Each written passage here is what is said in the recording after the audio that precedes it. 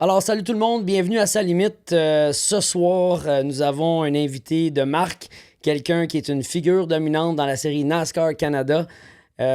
Pour avoir couru avec lui, je peux vous le dire, c'est un vite.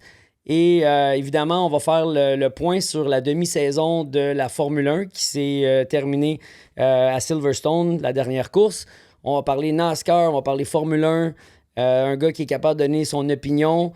Il tourne pas sa langue 10 fois dans sa bouche pour le dire, donc on va avoir bien du plaisir. Alors, accueillons Kevin Lacroix. Salut, salut. Merci d'être avec nous. Ça fait plaisir. Salut mon Kev. So we will talk NASCAR, and I was thinking to... Bit of English? Yeah, go English. NASCAR Canada, It's racing. not only in Quebec, it's all across Canada, Yeah. so we got to please all the viewers. Exactly, coast to coast. New TV deal this year for NASCAR. With Rev TV? Yeah, Rev TV. So it's very important that we speak English. And these guys had two races. Let's talk straight away in NASCAR because this guy could have won the last race. Oh, yeah? So yeah, he was. First two. Yeah. I'm thinking I could have won the first one, but anyway.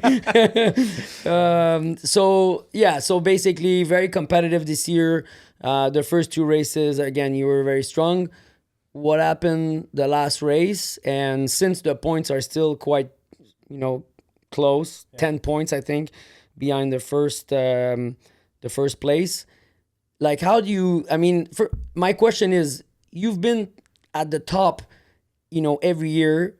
Like, how do you put your mindset with the chance of winning a championship? And I'm asking this question because those two Formula One drivers that are at McLaren, they know that this year is a huge chance to win, right? Because you don't know what's going to happen next year. It's almost a one-shot deal for them. Yes. So how do you approach the next races? And where is your mindset with finally trying to close the deal and get your championship?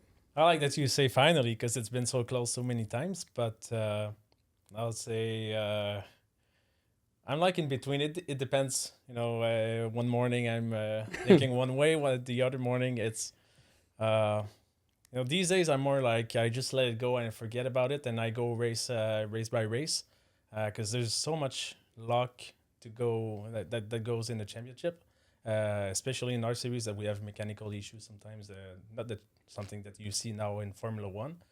So there's a lot of luck that goes into it for a championship, but and I had two bad lucks the first two races. So it starts not so well, even though we're very fast. And so that's what I'm thinking now. It's like, there's 10 races left. I'm probably the quickest car on the track, so let's hope that the bad luck is gonna, But do you let's say, do you if you have to choose, and I'm gonna ask you this question because after motorsport, for the first time in my career, leaving the track, I was really happy. Would you choose to be quick and have a car that you can enjoy and run around the racetrack for the entire weekend, be fast, and maybe not win the championship, but have a full year like that? Or you would want to win the championship, but you don't have the best car, you don't have the fastest car, and you basically win it by finishing in the top 5. Which one would you choose? Because at Mosport, I'm asking this question because seriously, my wife was like, man, what's happening with you? What kind of pill you took? I was really content because the car was fast. We had a really good weekend. Practice 1, practice 2. We couldn't put a set of tires in practice. The car was quick. It was out of our hands. But I left the track and I say, if this is what the car is going to be and how we're going to address the other races, I'll be happy no matter what happened. And I know I can't win the championship because I'm only doing the road course. So I wanted to know if, as a driver, which one would you choose? Well, for me, every year, every time I go on the track, it's all about having fun today. So that's my mindset. It's about the show, having fun, being fast, being the fastest. And but if I move like in 5-10 years and then I look back, at least for sure I want to be like more intelligent, calmer, and have that one championship. But if you talk to me like right now, what I want to do every single race is just win and Yeah, because honestly, like you're the perfect guy to ask this question because in the past we've seen guys winning the championship but not having stellar performance. well, being like sixth to every races. I mean, I don't know. Like to me, Sixth. How can you? no, win, but seriously, how can no, I'll win a tell you this. champion- No. I tell you this. To me, I will say it out loud. I don't care. Like I'm looking at his path and his career or his racing in NASCAR. I'd rather have a fast car every weekend, run at the front, have like 3 DNF that cost me the championship, because I know the other 10 races, I had a blast. But running around for a top 5 to score points running 90%. and basically winning it, I know How is because that even possible? Is it because some people don't show up to other events or there's DNFs or whatever? Because I know There was some years that the caliber like was very very tough. So I was winning one race, Ranger was winning one, you were winning one, Kennington would win one, and then so at the end of the year it was the guy with the less DNF that would win the championship. yeah. So when it gets super competitive and multiple wins go to multiple driver, it rewards the guy that is the most constant. So even if you won and you were at the front a lot, if you get one bad race, you know, you'll never make up the guy that has a P5 all the time, right? But to me, it was kind of like a wake-up call, because when I came back of that race, I was like, man, I want to have a quick car. I want to run at the front. You know, it doesn't really matter the points, because now I see it for the first time, not being in the championship because I'm only competing in the road courses. And I'm thinking, it's fun to be at the front. Now I appreciate being at the front. Before, when the championship was the goal, you were not really looking at it and maybe appreciating it the playing it times safe we were at the more. front. Now it's like you only want to be at the front. Who cares about the points, right? So I wanted to ask him the question because, you know, he's at the front a lot. He runs quick. He's qualifying at the front. That must, like, if you don't have that, it must be boring, you know? Like, so if you have to give up, what would you give up? You know, like just running fifth all year long to win it, or you know, like having quick car. I would say quick car. Oh yeah, for sure. And you know, when you win the championship, it's only at the end. You never know the whole season. It's only at the end you win. Yes. And you're happy for like what, 3 days? I don't know. Exactly. So when you win a lot and you're fast every single race, it's you know. Yeah. nice. So we're still in the NASCAR before we jump into your opinion on other series and Formula One and everything. NASCAR Canada. What do you think about the series? Is the series these days runs enough in Quebec? Does it run enough on road course?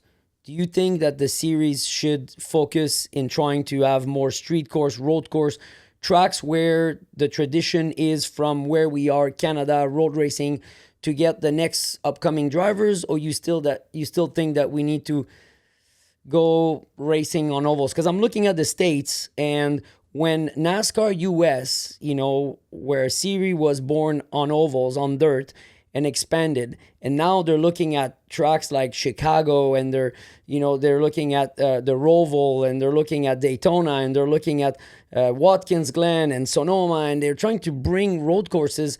They go to Sonoma.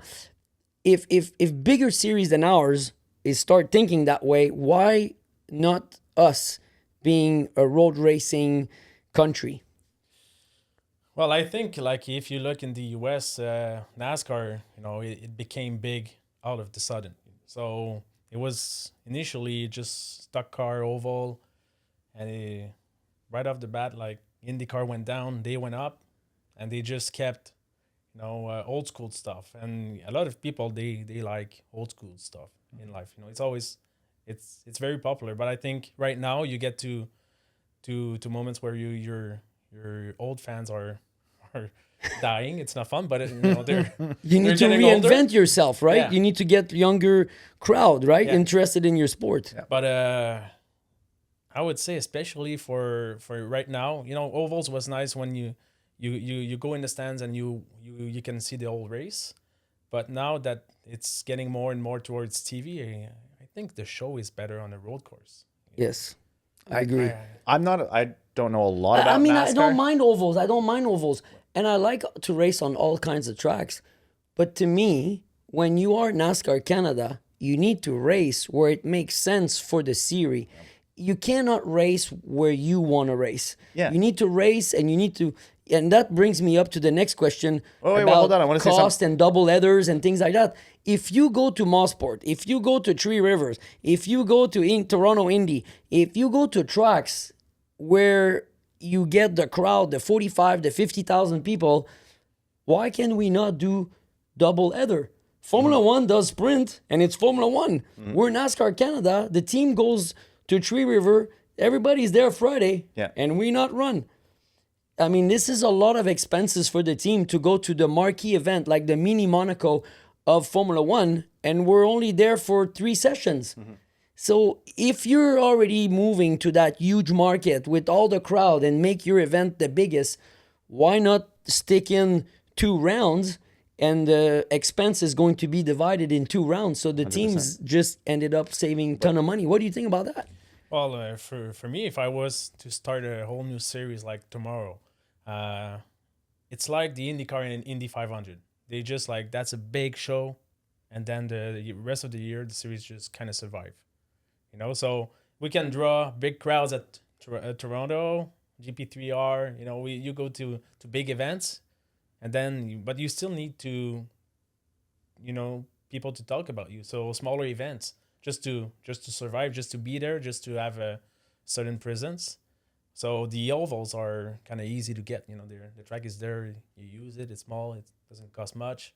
You have a show. It's better than nothing. So because I agree. I agree with you, but there's not many tracks that where you can do and you won't just do 5 events a year. It's no, but if you do double headers, you just increase the number of races on TV at the same place. But you don't increase the live because it's all the same weekend. You don't really increase because whether you do 1 or 2 race in a weekend, you don't talk about it twice as much because there's 2 races.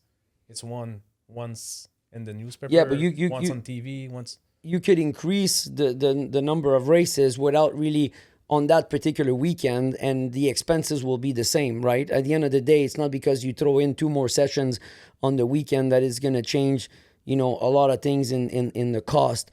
And maybe that's how you get 15, 16 races, right? You can't get to 15, 16, 17 races with more moving around. You need to add those races, but with maybe 8 events, you know, or 9 events, things like that. And the other thing too is like, you know, I agree with you on the ovals, but it becomes very risky because you're temperature dependent. If you go someplace and you cannot put the show together, everybody has to go home, or if not, you have to cancel that. You guys went through this in Chaudière, so on and so forth. So sometimes the multiple day events are quite good.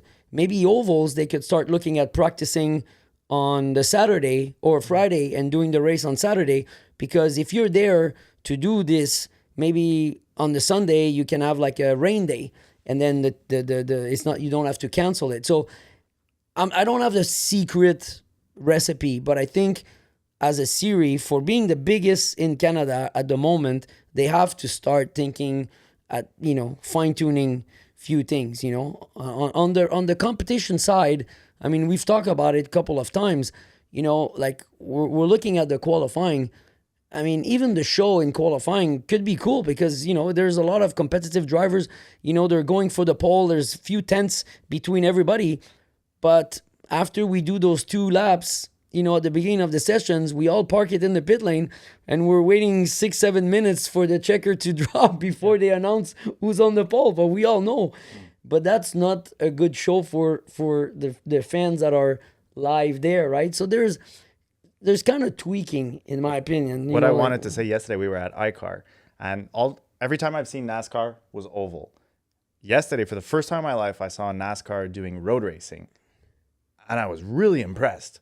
Like, I was like, this guy's flying, and he was always on the. I'm telling you, I was like, that I'd go watch. When you see our cars, you know, like packed, you know, racing on a road course, you know, especially our car, because where you were set up, you could see the entire track. Yeah, it's quite good. It's fun. I mean, liked it. It's a good show. That's why he was saying the show is better on road courses because first of all, the level of competition raised quite a bit now, and cars are close. It's just not like it's not as easy as like guy is in the front and he's gonna stay in the front for 70 laps, right? So I think the show is good, and that's why I'm in favor in trying to see if we could put events more on road courses, because I think the series will benefit from the attraction of that. That's what people wants to see. And then the upcoming drivers, the ones that are go-karting, there's not many options, and NASCAR could become, in demand from these guys, For depending karting on people. what you're selling as a product. So I have a question for both of you. What is more difficult, oval or road course? More challenge or more challenge? Depends how good your car is on the oval. No, but for real. Like, but I won't say any name here, but when I saw one guy, that started his career, he's the coolest guy in the pit, but he started his career at like 36, and he went on an oval and won a race. It's like, if your car is good, Yeah. there's not 57 ways of turning left, So yeah, ovals, but at the same time, it's all about having your car, but it's also about managing your tires and Yeah. managing your track position and everything. There's a lot more that goes into it. But never like the same level as road course. Yeah, you can't. I mean, if your car is not good on the oval, you can't make the difference. No. I mean, there's so much you can do. Like he's saying, it's not because it's not difficult. It is still difficult. I mean, if you have 5 cars that are competitive and are within the same tenth of a second, it's not easy.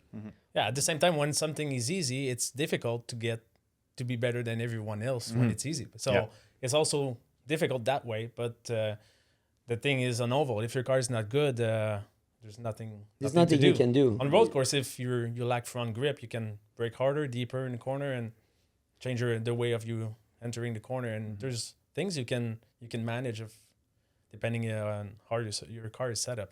Yeah, and also like on the oval, because the ovals are so short, the thing, like your lack of pace is gonna show quick.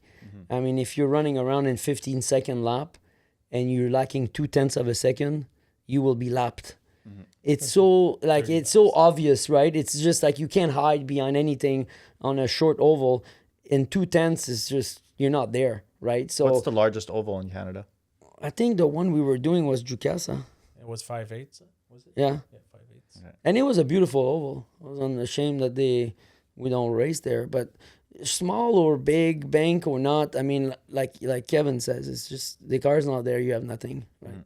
So and moving on still with NASCAR, I mean, the fact that like the car have been the same kind of spec for so many years, if you have to change anything, what would you change right now in the series, with thinking in mind always budget and making it better for everybody? The body, make it more like 2025 and more bumping resistant. When the car like a GP3R 2 years ago, when nobody finished with a body on, I think it lacks a little bit of serious. I don't know how to say that, but the show what? was good for people that love it, but for people that they don't necessarily love racing, they see it. It's like their car, or it's like 8. The race is in 8 when everybody. Oh yeah, figure 8 racing. So, Yeah, it's I totally agree. Like the new bodies in NASCAR, that's the car look good, and they hit the wall. The cars stays in one piece, and I think that's the best. Your car is your best tool to sell. A bit like V8 supercar as well. I totally agree with him. But what I noticed first is he said the look of the car. He would not. He didn't talk about brake. He didn't talk about tires. He didn't talk about shocks. The look of the car, because that's what you sell. And I always felt that NASCAR has to revamp the look of the car. And we had discussions like a couple of years ago, and the team that Kevin was racing for at the time, and he's still in the same team, they offered a suggestion by installing the low case underneath the door, the skirts to just get the car to be looked lower than it really was. Because I remember when I did some launch for some sponsors, we were bringing the car into some show, but we were purposely dropping the car So it looks better. so it looks better, right? Yeah. But we wanted to have that on the track, right? Yeah. And so they added the skirts on the side, and like we were contemplating putting like this little lip at the front, and maybe rethinking the spoiler in the back, but also closing the gap between the tire and the fender. And this is the first thing he said, and I totally agree, and my vote is there. I think the entire car has to be revamped if you want to approach new manufacturers, maybe even just dealerships that would get involved with different brands. Do you guys only have one manufacturer for the body? I mean, No. in the sense it's one. What are the brands? Oh, Is it we just have Chevy, Ford, okay. Dodge, Okay. but they could have more. They have Toyota in the States. They could build a body tomorrow morning for maybe 10 grand and just basically offer this style of car to another manufacturer, and basically, is it interesting? Is it the look of 2025? If you can provide that, and the series gets cleaner, the bodies are more attached, then at the end of the race, on places where it's tight and there's always going to be rubbing, the cars are not finishing with 3 pieces on the car, because this is how professional you want to look, and it's very dangerous because, you're a national series, you're exposed, and if you showcase that, then that's what people are going to judge you. And who's judging you is like all the upcoming guys, and they're pointing finger at the series. So that's kind of like a dangerous game to play when you're really not putting, effort and time on those type of things. But anyway, so what would you like to see, on the body? Would you like to go towards NASCAR US? Would you like to go towards V8 supercar, rear wing, and more touring car style? What do you think Canada would appreciate seeing? It's, for me, I think the way the car looks in the US, it's the best. I think what it really sells is what you can see closer on the road. In a dealership. In V8 supercars, the cars they're better, But with the big wing, it's not like there's a Formula One that develops, weird stuff that looks awesome and they go fast and everything, but you're never going to be Formula One. It's a Yes. car, so be like the car in the dealership, So But technically, and then technically speaking, do you think that just adding, I don't know, I'm asking, independent suspension in the rear, making the car, like you said, without thinking about like money, but just allowing the car to be more, like 2025. Do you think it's worth, or it's just a drop in the bucket? Is it just us? Like I always say, like, because we talked about the taggy karting business, the go-karting, if it would be for me and my choice and my taste, I could do a lot of things on the track, but our clientele are not us. Yeah. So is it just for us, or it could be good specifically for the series? Well, I think it would be if you take the Porsche Cup. The cars are easy to set up. I've always wondered, like, people karting are calling us to join the team, and every year everybody's like, there's good drivers, there's not enough good teams or good cars. Our cars are so difficult to set up, like, it's terrible. point. All the cars are they can. So what they can you're be saying is having like a car easier to set up or more basic would be that would be like IndyCar right now. It's that would be your choice, basically. yeah. Good point. I didn't think about it, but I think it's a good point, because it doesn't really matter what technically you put on the car, but if you're saying that what you think is something easier for everyone, then you're right. Then they have more confidence that they can go in and be competitive. When I went to first thing in NASCAR, the first stock car I drove was a past series, late model. Did one race. didn't have the right crew chief to set up the car. I parked it mid-race. Like, I'm not ever driving this anymore. Like, never again. Like, I retire from racing. If I don't have a shot at the win, you know, I'm the same driver. And now I go to in NASCAR Canada where I find Don Thompson as a crew chief. He set up the car good. I have a shot at the win, and here I am, you know. But if I don't find this guy, these cars are so hard to set up. I'm not, you know, my life is not about setting these cars, you know. So it's my weekend. So like I just quit racing and I rather swim in the pool. So basically what you're saying is that the cars are so tough that the teams makes a difference. But if you want to attract more people, they need to feel that they can jump in They need to and be they able can to compete. Yeah.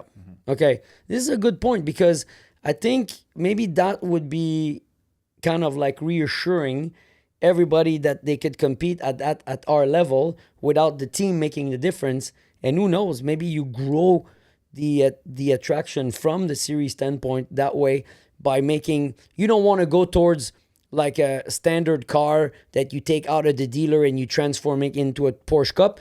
But it's a good example because Porsche Cup, it doesn't really matter which team you're racing. This is the car you've got, and you have like a certain amount of window for setting it up. And if you're good, you'll be good there or you'll be good there. And I think, it's funny that you say that because when I went to Mexico and I talked to Michel Jourdain, ex-IndyCar driver, he started this Super Copa car. And he said, the only reason why I wanted to start this series is, first of all, the car looks better. It's really attractive and all that. He said, I put this LS3 motor in there, 3 settings for traction control, 6-speed gearbox, and 1 set of shocks adjustable, but 1 set of shocks and you have spares, but you can adjust it, what you have on the car, and that's it. Because the old NASCAR cars that they're using for NASCAR are so difficult to adjust that only couple teams always win.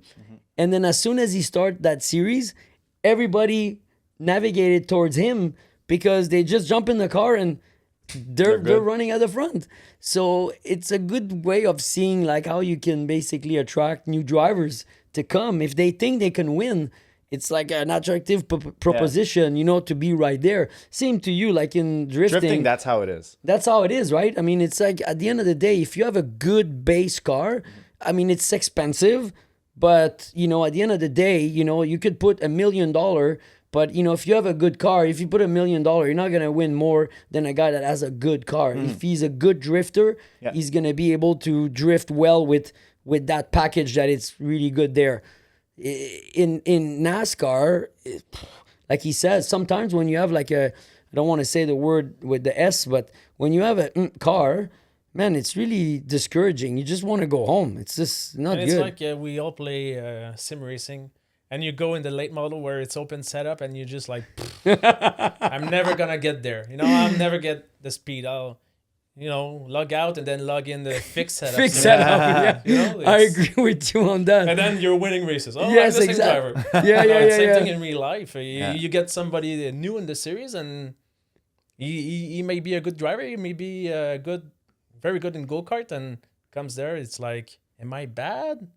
Is it the car? What am I doing? Like Lewis Hamilton right now. Yeah, well, that's another topic, but we want to talk about Formula One. But before that, so you're leaving tomorrow for the Western Tour, starting with Edmonton and then Saskatoon. Edmonton, tough track, not easy to pass, you know, really close. I mean, like, have you ever gone to that track and say, I'm going to drive 9-10, not 9-10, basically, I'm leaving time on the table, but are you driving differently just because what if, and then it affects your Saskatoon race? No. No? No. I got good people. Yes, good. They can fix it on their own. Yes, backup car ways. up in the trailer. I've destroyed cars like a few hours before qualifying, and we've made it. So we're. Oh, I remember the they don't like it, but they do it. They're good workers. So no, I just race. But you guys are very well prepared with a backup car now, right? Yeah. For places like that. Exactly. Yeah, it's a risk. It's you guys race in Edmonton on Saturday, race in Saskatoon on Wednesday. very little time to prepare. What? 3 days? Yeah. Racing on a Wednesday? Yeah, Wednesday night. What? Yeah. Okay. It's an expensive trip to go all the way west for practice at noon, and then qualifying around 4, and then racing at 7, and then everybody goes home. And it's what? It's like 3 days of driving for the person that's I don't carrying know, the we whole fly. rig? No. Well, you must know when I he think leaves. It's like 45 hours. Yeah. It's like going to it's- California. It's like going to Los Angeles. It's a big trip. So, do you think that those 2 races could be very important for the rest of the championship heading into Three River? Question number 1. Question number 2 is, now that Chaudière has been rescheduled and the schedule has been readjusted, how tough it's going to be. So do you think those 2 races are going to be definitely marking what the championship could be, or because the schedule has changed so much that it's going to create like a lot of work for the team? What do you feel coming back and heading to Calabogie and then Three Rivers? For your first question, I think every year, whoever comes from West with a good week, they win the championship. So, but right now we're Chaudière has been moved to later. 1 race was canceled, so right now we used to race in the out west like later in the season, in the second half. Now Already have like almost 4 races to done already. Yeah, and then when you get late in the series, you have like Less chances. and also the people that have less chances, they're respecting more the people that have chances. So it's like you're like your competitor are not gonna have the same bad lucks as early in the season. They can have more crash and less more bad luck. So when you get out of West, the standings are a little bit more spread and there's more respect from the rear drivers. So there's And how about how tough the end of July to the end of it's gonna August be tight in schedule. will And be? race Every weekend. And then with 2 different cars, you guys, right? Teams have to switch because Chaudière got in before Three Rivers, right? Calabogie, Chaudière, Three Rivers. It's going to be difficult because normally we have like a week. We used to have a week off before Three River at least, even sometimes 2 weeks to even go do shakedowns at iCar. It's and gonna all be very tough on many teams. It's gonna be tough for us too, but we have more people now.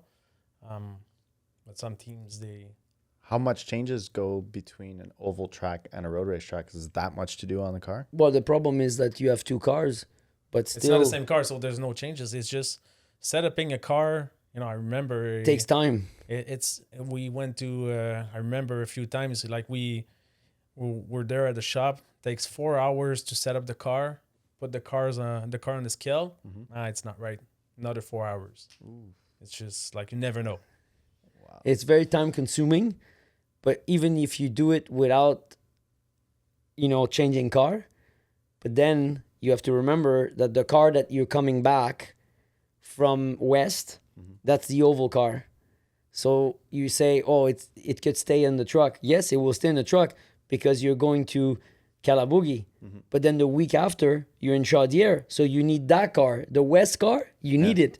But that car comes out of the West. And even it needs when to you be win a race, your car is all torn up. Yeah. Even if you lead every lap, it's like, I don't know how, but there's no more stickers in the car. And You need maintenance, cleanup, just redoing all the bearings, the grease, all that stuff. So you have like so much work to, and then reset up the car for the next round is just so time consuming that, and if you come and there's like a wreck and, parts and body kit to do, it's just, there's just so many days in a week, right? And when you have race every week, it's going to be tough. Very, very tough.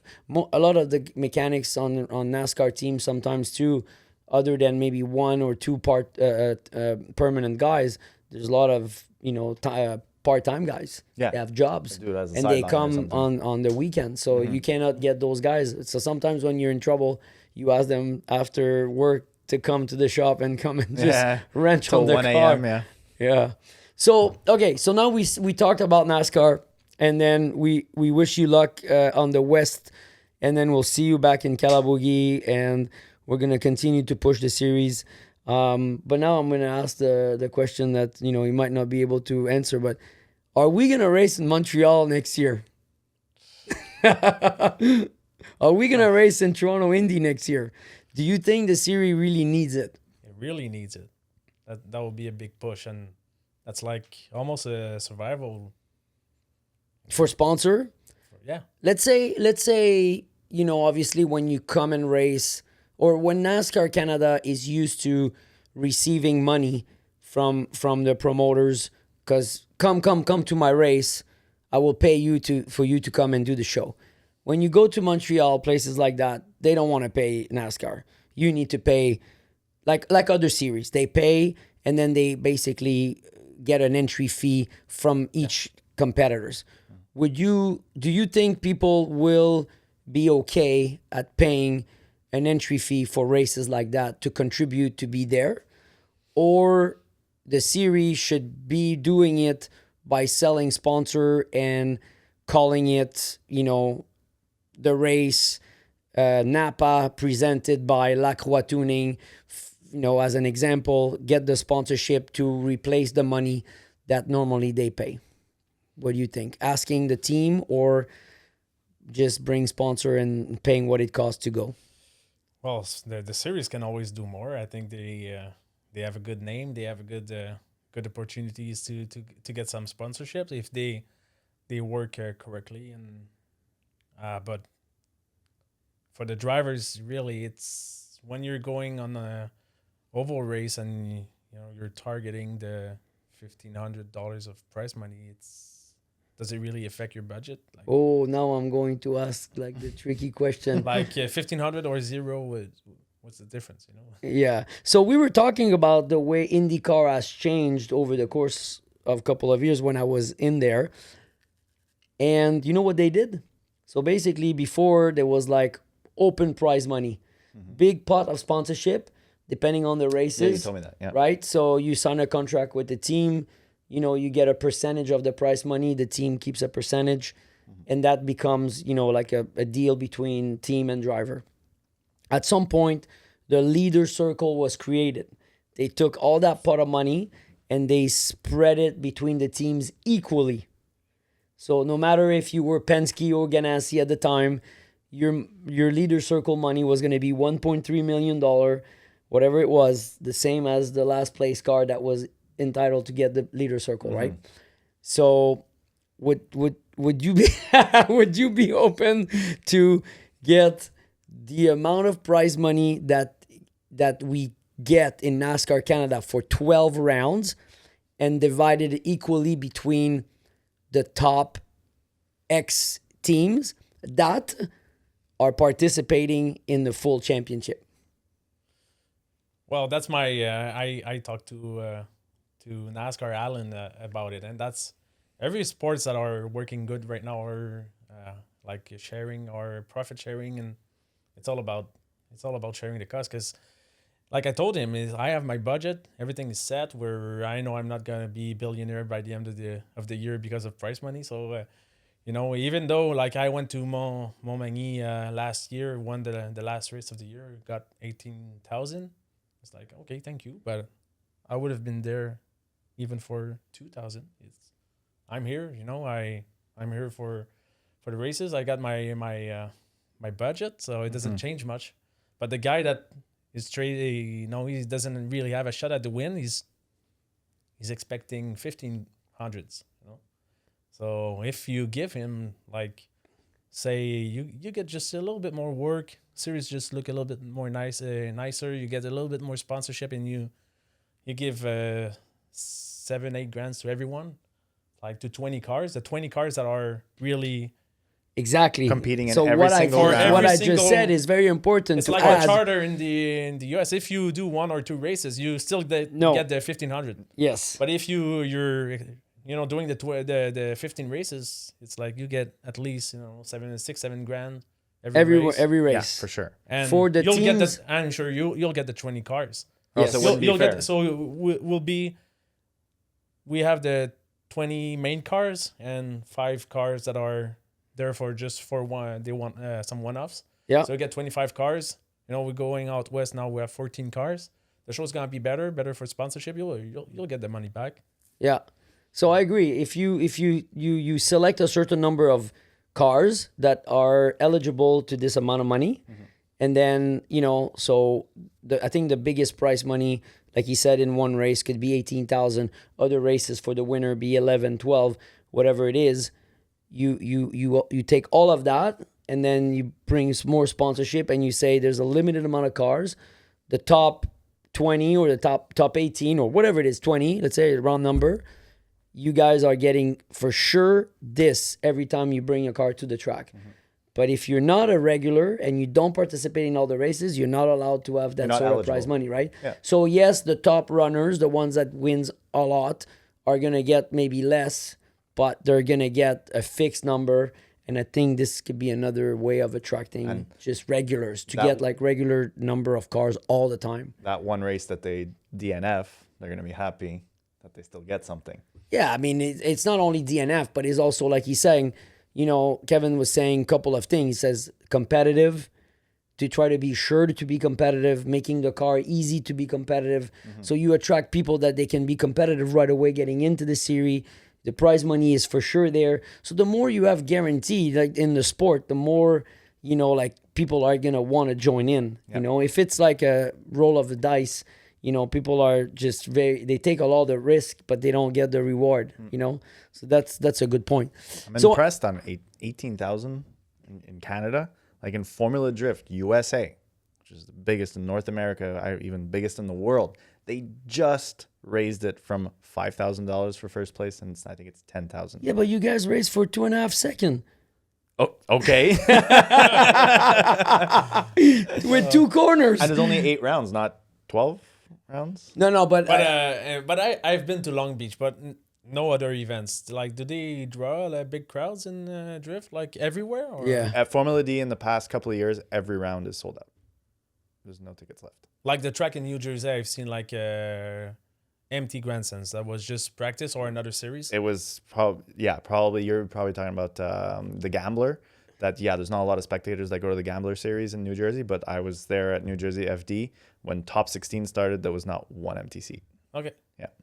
Yeah, no, it's crazy. Like, and I joked, I joke always with you, like saying you raced for 3 seconds. But man, like I want to say it live. I jumped in his car, and it was, kind of like the first time where I was looking there and the corner was there. And I was like, man, normally I'm looking at where I'm going. Where's the wall? Where's the apex?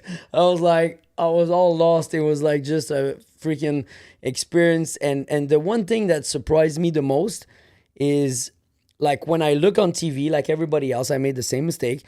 I'm thinking, oh man, those guys, the car has to slide, because what's important is the show. Man, the level of grip those cars have, man, I wish I have that sort of grip on my car. Unbelievable. Like, just the grip level is to the roof. I mean, yesterday I went lapping with the drift car because I got black flag because I drifted a couple of corners. But so I'm like, might as well do lapping. I'll do it for fun. I figured it would understeer. No, the car was really gripped. Stuck. Like, I just had no brakes. It's just the brakes that were bad. After 2 laps, I'm like, I started to smell the brakes and the pedal. Like, I'm like, okay, I'm gonna get off the track. But I mean, I was impressed how. So people don't realize, but anyway, for our viewers, when you see these guys slide, they're sliding at really high speed. You can't slide the car at 80 k's an hour. No way. You need to go in at 160 like a you have to go furieux. Yesterday, I put 265s that I went to pick up a couple of days ago at Lacroix Tuning, and I ripped the e-brake and it didn't want to go. I couldn't break it loose. I was like, I had to give it a couple of shots and a clutch kick for it to go loose. That's how much like grip I had, because I usually run in Pro-Am, we run 235 tires. Now I put 265s, and there was so much grip. And my tire pressure was high. I think I had like 25 PSI in the rear tires, which we usually drift at like 18. No, I mean, 17, you guys have 16. my respect, because I was I mean, it's the way it's like this. Everything you watch on TV something, and it's never the not the real real thing experience, live. yeah. So people have to see the car, really the speed of the car live.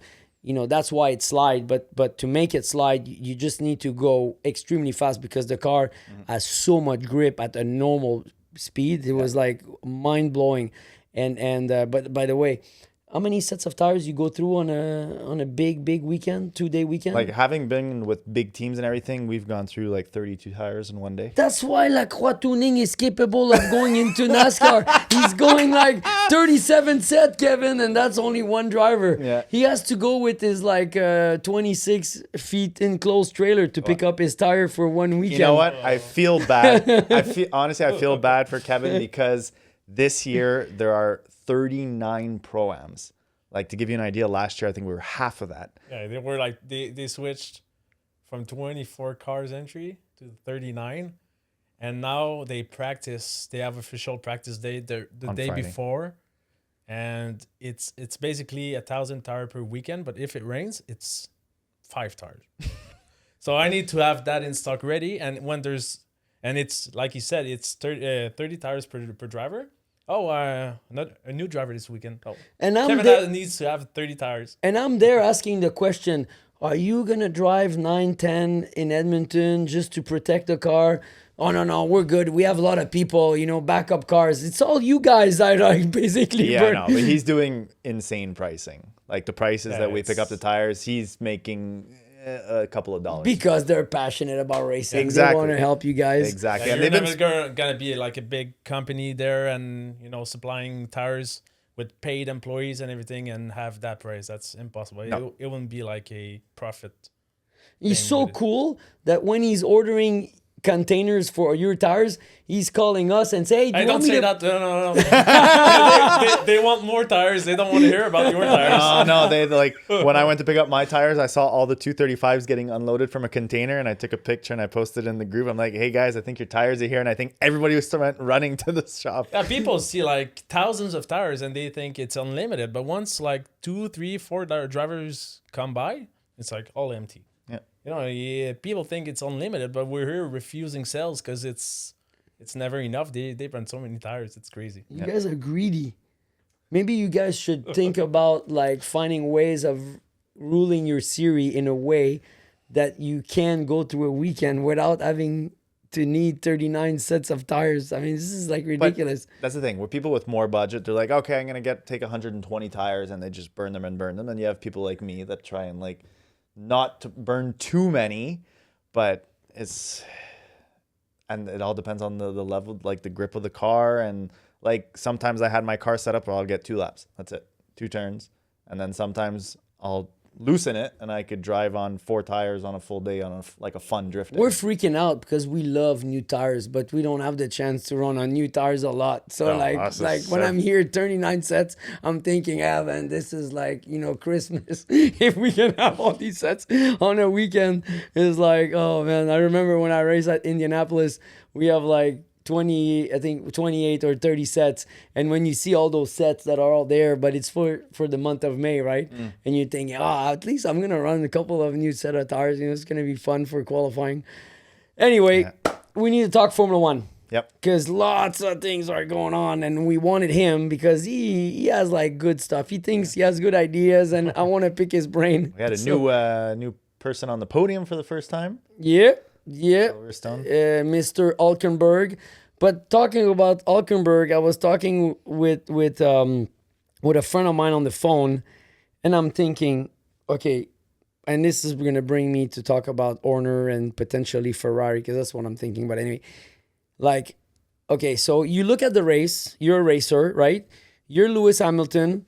The other teammate is basically like asking question to his engineer. His engineer doesn't know what he's telling him. They're all lost about the restart.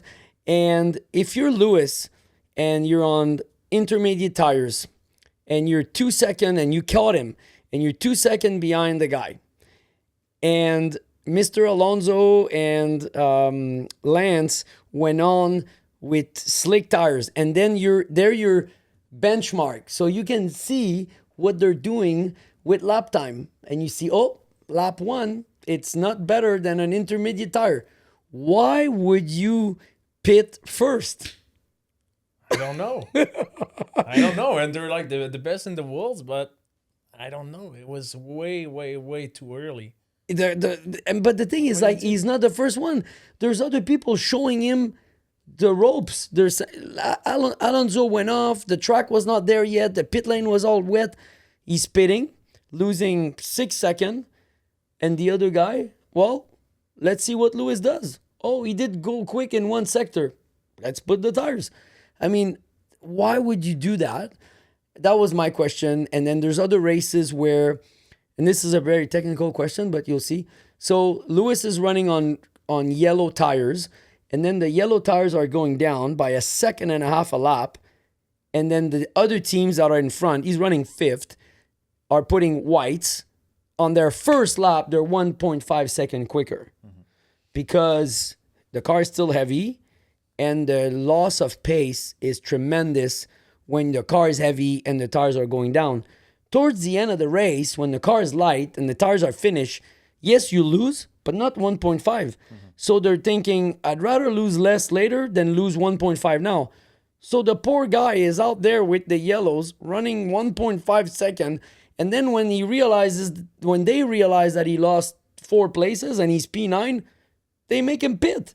And now he's back on the same sequence. But the problem is the engineer tells him, we will have good tires later in the race. Yeah, but you're still going to be now like 12 seconds behind and you're going to have to pass 4 cars. It's not impossible because those guys now, they're only losing 7/10. And now they don't realize why he's not capable of making up the 1.5 that he was losing on lap 18, 19, 20, 21, 22. And I talked to Chris Medlin at the Montreal GP. He's doing F1 TV. There was Julian Palmer also that was mentioning few things on and actually on social media, I just texted Jolien and I say, man, you should raise your hand and be the strategic for Ferrari or something. They need to listen to you. I mean, some of these guys are calling the shots better than the guys on the timing stand. I just want to know, like, is it just me that I see things more from a technical view because I'm a racer? Like, how do you see it? Like, you're more a spectator. No offense, but you're more a spectator. But like, what do you think? Like, is this me or like they're completely lost? Well, it looks like it. That's for sure. I think they've been really good at losing races. Okay, let's put it this way. But the thing is, I think the truth is there's 20 teams basically because I think they have pretty much one strategist per car, not per team, or maybe. But you get a bunch of people making decisions, and for sure you'll only see the one that screwed up. But it's a lot Ferrari, for a few. It happens a lot. But you watch it with a technical aspect. I hope so. They watch it too with the technical aspect. That's their job. I hope so. But no. But I mean, do you believe? This is another question. Do you believe that okay, Charles is doing well. He's doing good results, but it's not a winning championship car. He can't win the championship. And after many years, someone comes into the team and say, your car's no good, lots of problems, we need to fix a lot of things. Would you have a tendency as a team owner to believe the driver that tells you have a lot of problem, but he's slower than the other guy? Or you believe the faster guy because he's just faster, but if he has never brought your car to a winning championship car, what do you do now? Well, it's hard to tell, but you get like let's go back many years when you had Senna and Prost. The engineer would listen Prost, but still Senna would win, because he was a better driver. But Prost it's not because you're fast on the track that you have the best ideas on the car, on the strategy and everything. It's for sure when you're a team owner, you need to know your drivers and know their personality. But when I see Hamilton now, he's won so many races that no matter what happens, he looks like the guy that it's never his fault right now. And sometimes you hear him on the radio and like his c'est défaite, the excuses excuses doesn't really make sense sometimes. See, why the car is not quick, or he's lost basically. yeah, he's lost. So whenever he speaks, I think like Ferrari don't really listen now. I was gonna say I saw a Montreal interview and it's almost like he's throwing Ferrari under the bus. Yeah. They're like, oh, the changes with the car. He's like, what changes? They didn't make any changes to the car. Yeah, but the thing is, that was true because they were expecting only the upgrades by Austria, and he was questioned about upgrades, but they didn't show up with upgrades in Montreal. Okay. So I mean, even that, like even a journalist is not aware of what's happening at Ferrari when Red Bull or Mercedes or even the other team, when they show up with an upgrade, everybody knows it's there. They even know which upgrade it is. At Ferrari, they don't know. It's just like, I don't know, like there's something going on there. And if you're Ferrari and Christian Horner is vacant, he's in the paddock, you hire him?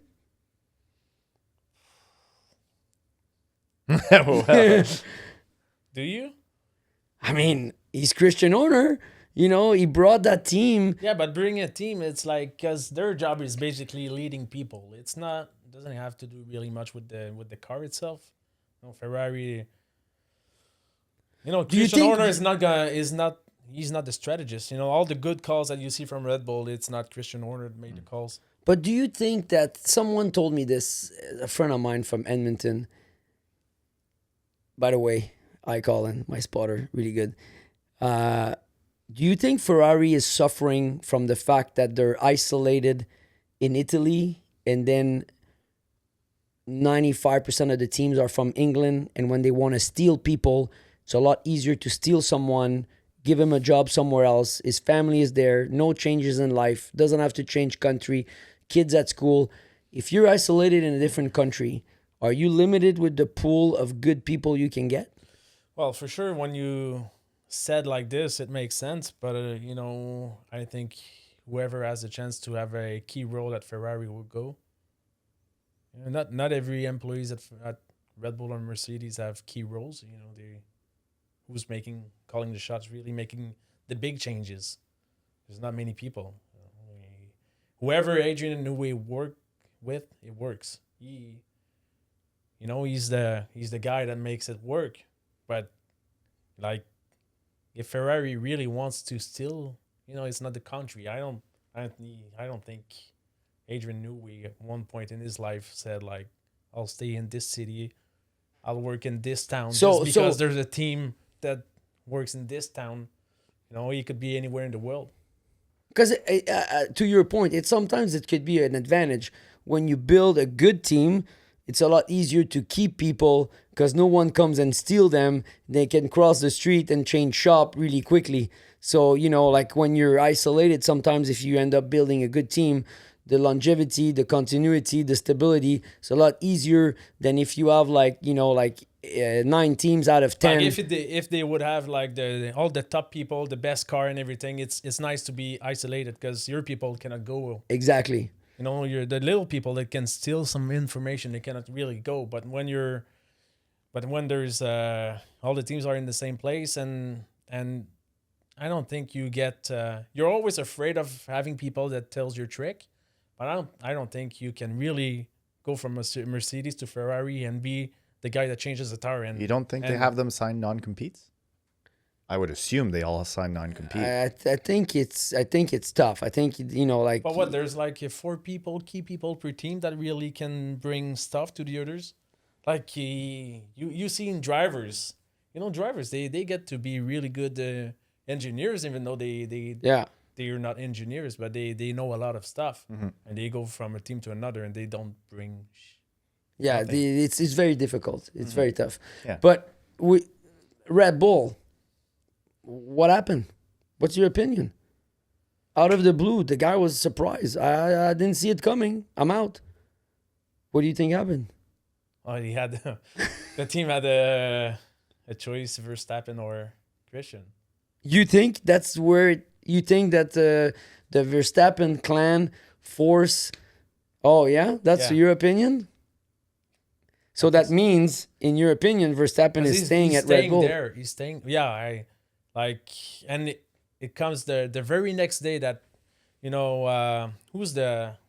which journalist that called the shot for the move of Hamilton going to Ferrari, like 3-4 days later, when he called the shot, Hamilton, it was all over the world. But now the same guy says that Verstappen goes to Mercedes, and then the very next day, Christian Horner is out.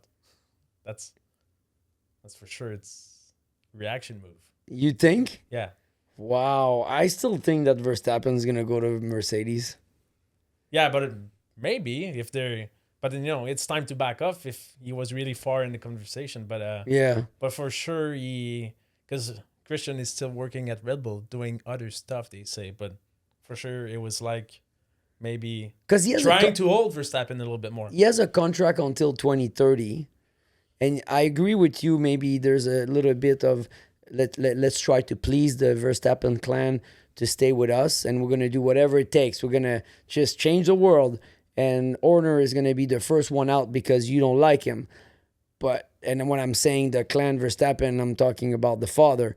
But I also think that right now nothing is signed because I really doubt that Red Bull is capable of showing Verstappen that they're gonna have either a good car, potentially a good car, but I don't.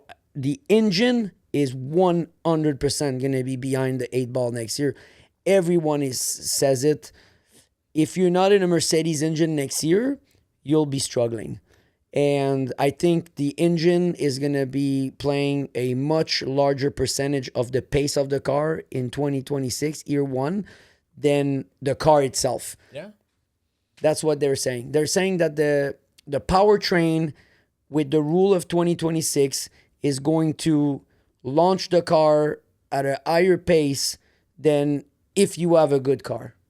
In order to make such a difference, there's a big power difference. Yeah, because the rule with the new with the new electronics and the way they're bringing this rule at some point in the way they build stuff. And I mean, I'm not an engineer, but all the technology that they're throwing into the regulation of 2026 is that if you don't get the combination right, you could have a lot less horsepower, and it could affect the pace of the car tremendously.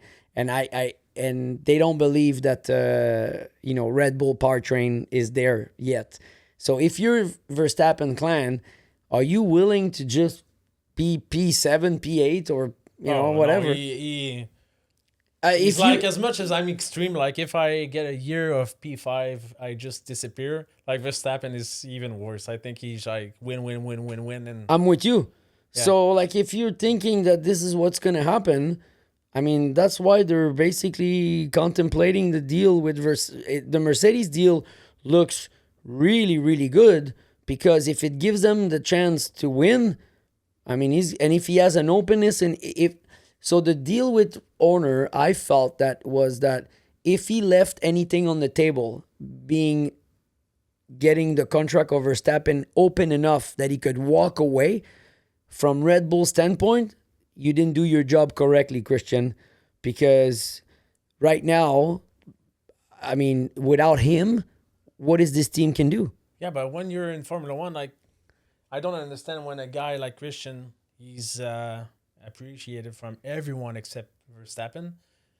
He's been the lead of the team since day one, and you just let him go like that, It's something, no? It's Verstappen, that's for sure. For sure, I'm with you. I'm with him. I believe. I mean, like they're just like panicking that Verstappen may go, and they would do, and they may just reverse the decision. Yeah, Christian but Horner, when he's really gone, they're gonna come hire him back back. here, Christian. But would you not be panicking I would, yeah, because without him? every other drivers are doing better in the Visa card. What is that? It just happened that the car is better there. You don't know why. Just the same reason as why Mercedes is better than Alpine. So you believe they run really two teams separately? It's just okay? Yeah, teams. you're right. Okay, I So- believe you. But you believe that the Racing Bull car is better than the Red Bull car, and that's why Lawson, Tsunoda, and all the guys that have been in there, they're quicker in that car. And I think everyone would. It's not at a certain level. It's like everybody's good. If it's not the car is not. It's not that like the car is built for Verstappen. I don't know. He's built like this and that's it. It's just Verstappen is better. That So the car is worse, yeah. but he's better. So when those guys jump in, they're not able to go as quick than they were in a better car when they were in the other team. There's It's a point of view. I feel. I mean, I listened to some interviews from Albon and Lawson. When they say like the car is super sharp, and if you're able to drive it, the Red Bull car is better, but not everyone is able to drive it. You believe that? Like as a driver, you really felt like you've had good cars, bad cars, sharp cars, understeering cars, but is there really such a big difference between? I'm with you on that, because when you're right, you're totally right, because when a car is good, you can change the steering rack, you can make it sharper, weaker, number, still quick, right? Yeah. No, I mean, you can't tell me that if you make the car less quick for Tsunoda, that the car all of a sudden goes from P1 to P17. I can't believe that. No, but sometimes like you have such a good car, and sometimes what you feel in the car and what's really happening. So there are different things, because you can have a slow car that is as a driver, all we can feel is difference between front and rear. It's like how balanced it is, but overall grip you cannot really feel it because unless you try somebody else's car, but like. So you're sensitive to balance. You're not sensitive to grip. Yeah, exactly. So when you're in a car, sometimes like last year, myself, I was always fast, always the fastest car, and there's some times that I was saying a car is shit, it doesn't turn. I'm the fastest, And there was some times where I was years ago I was P6, 8, 9, and I'm like. I got the best car from what I can feel. It's perfectly balanced. It's just not quick. It's funny you say that, because I have one engineer in IndyCar one day. He said to me, I don't care. You might have a piece of shit car, but if the fastest piece of shit car, we win. Yeah. No, but I mean, you take a Red Bull car and you just make it a little bit more on the steer, a little bit more oversteer. It's going to be about the same speed. I agree. And the reason why I agree, so when I have an opinion, I want to bring a justification. And I'm telling you, in an open wheel car, this is what we've done a lot, less in NASCAR, but we have multiple steering rack.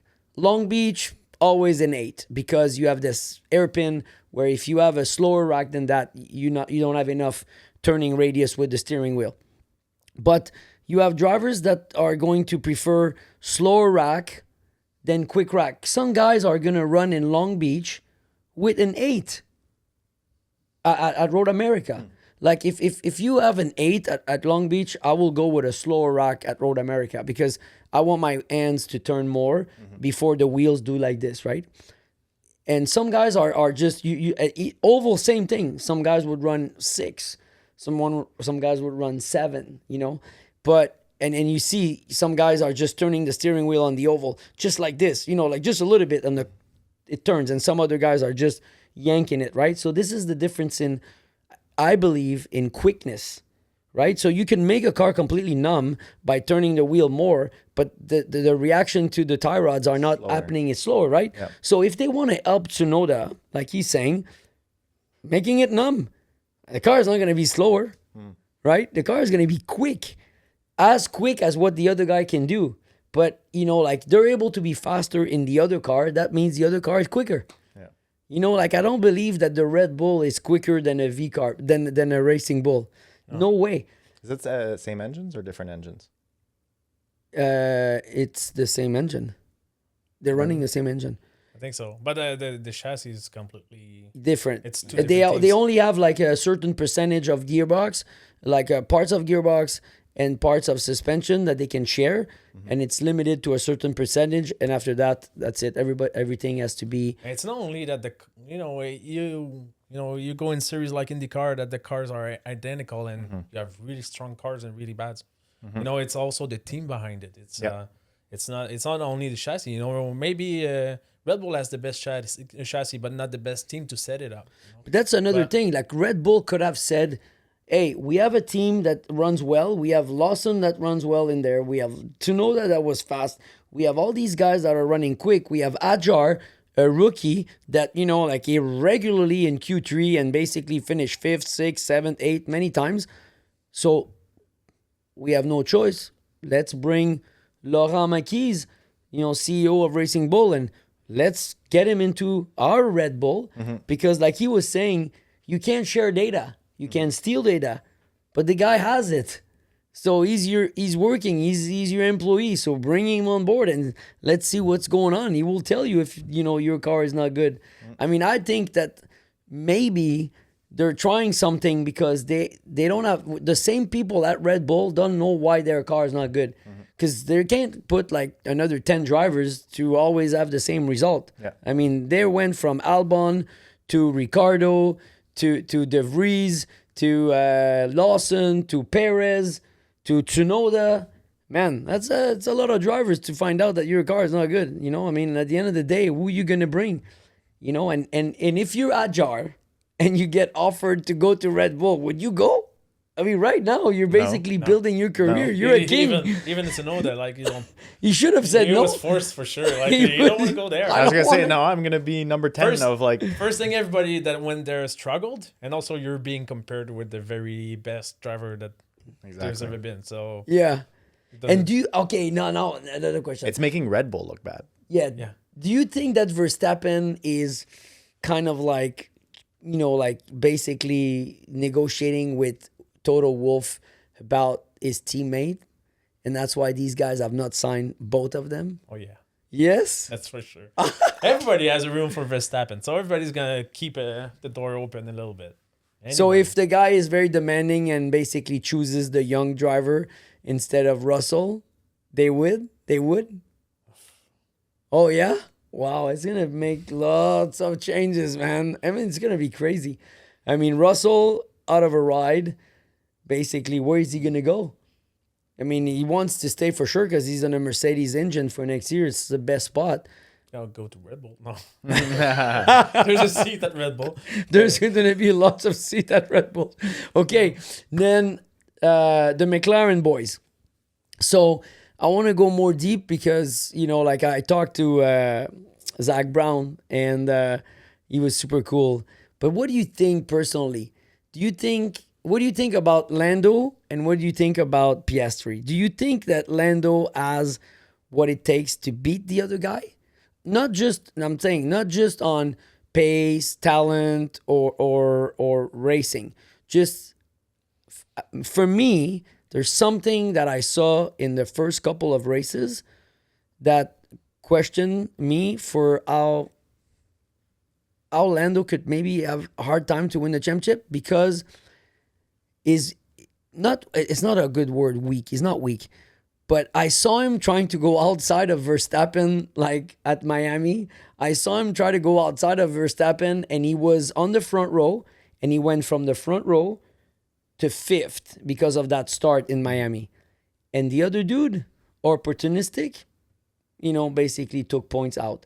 First couple of rounds, Piastri was just opportunistic on a guy that was like, and I'm thinking, the last 2 years, have you not seen the guy is not going to allow you to be going on the outside? Mm-hmm. I mean, he did it in Coda. He did it in Mexico City. I mean, you're going on the outside. He's going to put you in the dirt. Okay. Mm-hmm. We saw that. Why are you going there? You're in front of your teammate.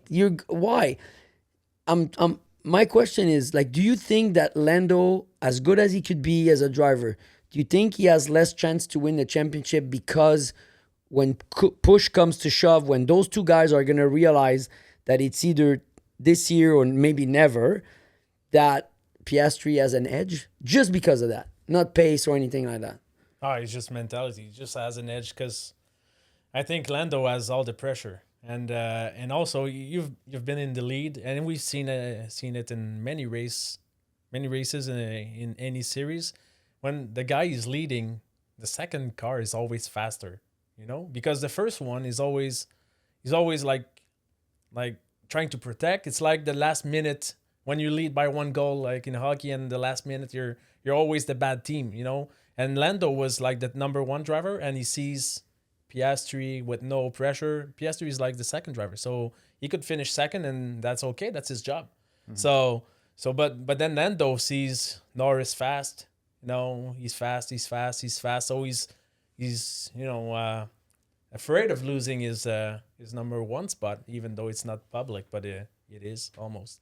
So like Lando has all the pressure to not lose. He's afraid, you know, like leading in the last lap. Good point. The second driver is always faster than the first in the last lap, you know, Because you have nothing to lose. Yeah, you're just woo. And I'm it's already all, second. on I the could other be guy. second, or I could be second. Yeah, but if I finish second, it's okay. I'm That's the way there. it is. But the winner doesn't want to lose in the last corner, you know. So it's same thing. I think it's same thing with Lando. He has all the pressure, and he's like managing it just like the last minute in hockey or last lap in the race. That's the thing. And now, you know, Piastri is like, okay, I get a win. Oh, I'm good. Oh, might be even better than Norris. And now Norris is like, what's happening? I used to be good. Now not so much. I do mistakes. You know, how am I going to get over it? It's momentum. yeah, It's gonna be hard for him to overcome, even though Lando may have a better career in 20 years. This year is gonna be very tough for him to get over it. I think mentally. I mean, the best analogy that you did was exactly that. And honestly, like, I'm going to bring back a race that I've done in Xfinity with Penske in mid-Ohio. And you're basically in a no-win situation. Because in reality, when you're in the car, right, even though you know that you could be vulnerable, but at the end of the day, when are you going to think, oh yeah, the last corner of the race, I'm going to go further to avoid getting bumped. But if I go purposely further on my way without getting pushed, I will make the corner and I will avoid getting passed because the guy won't be able to go outside, right? Yeah. But you're like, when are you thinking, oh, I'm going to do this purposely so then I protect myself? You're basically just driving, you know, and I saw that race so many times, and I would say, oh, if I would have done that, I would have given him no chance to push, because at the end of the day, you go where he's gonna push you, but then he's gonna arrive deep, and then you go deeper, so then you don't get pushed. But you don't think that way. When you're in the lead, you're basically you're protecting what you've got by just making no mistakes. Right? So you're not purposely doing mistakes to avoid, getting pushed, right?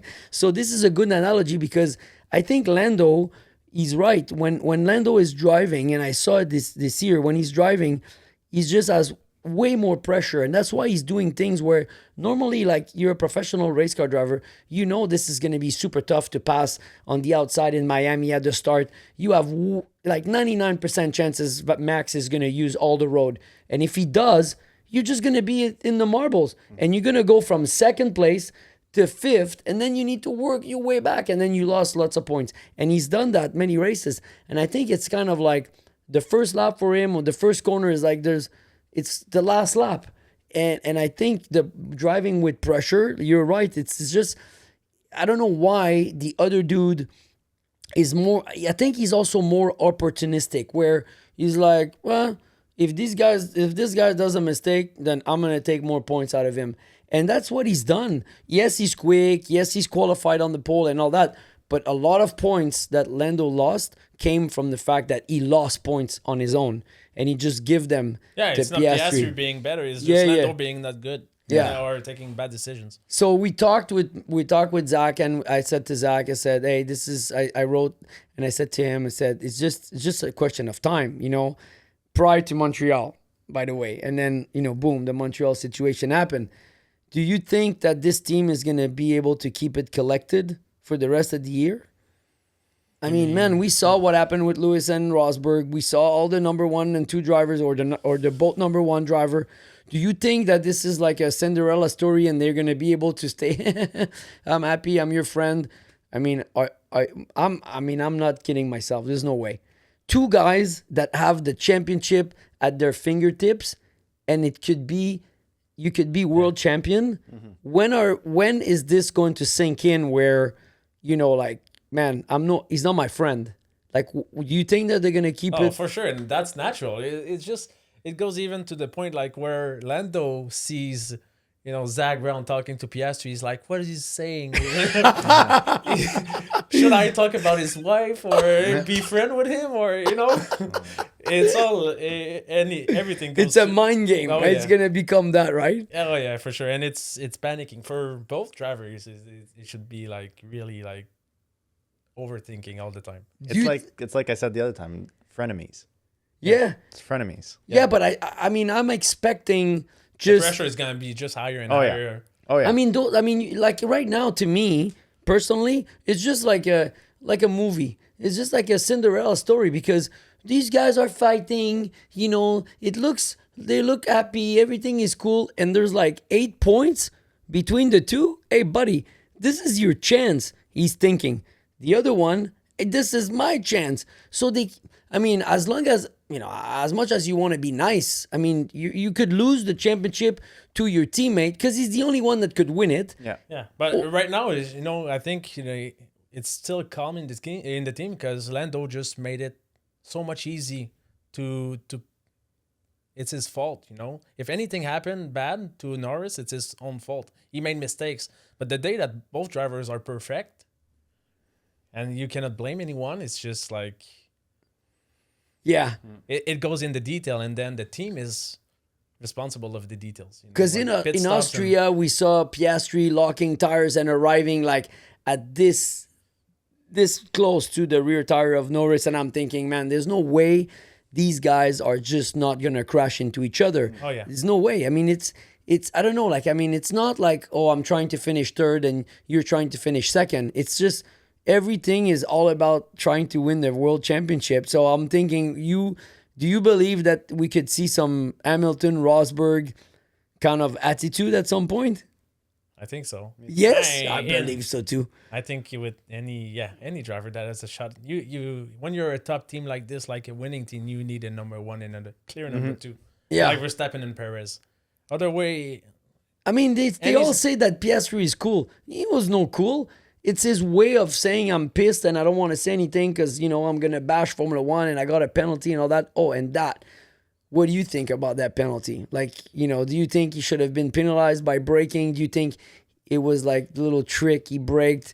You saw even Hülkenberg almost crashed, in the back on that restart. Do you think that it was harsh penalty, like when at the restart, going back to green with the intermediate tires on it? I mean, you saw Verstappen almost crashing into him.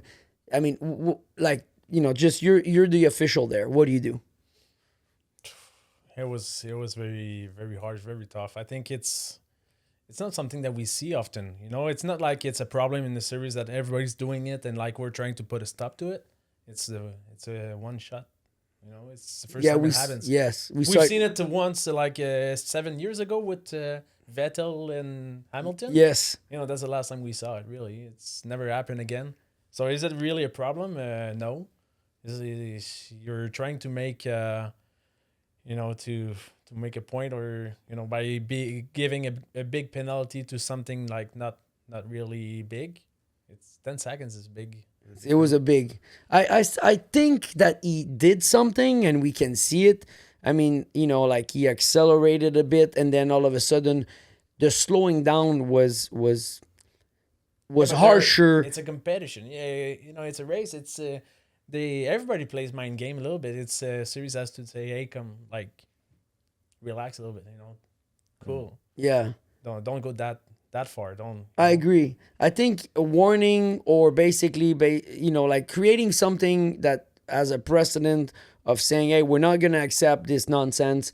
You guys don't realize it. You're in the lead. You're going to do something like you're on slick tires, but you didn't remember that these guys don't see well. And all of a sudden, everybody fans out.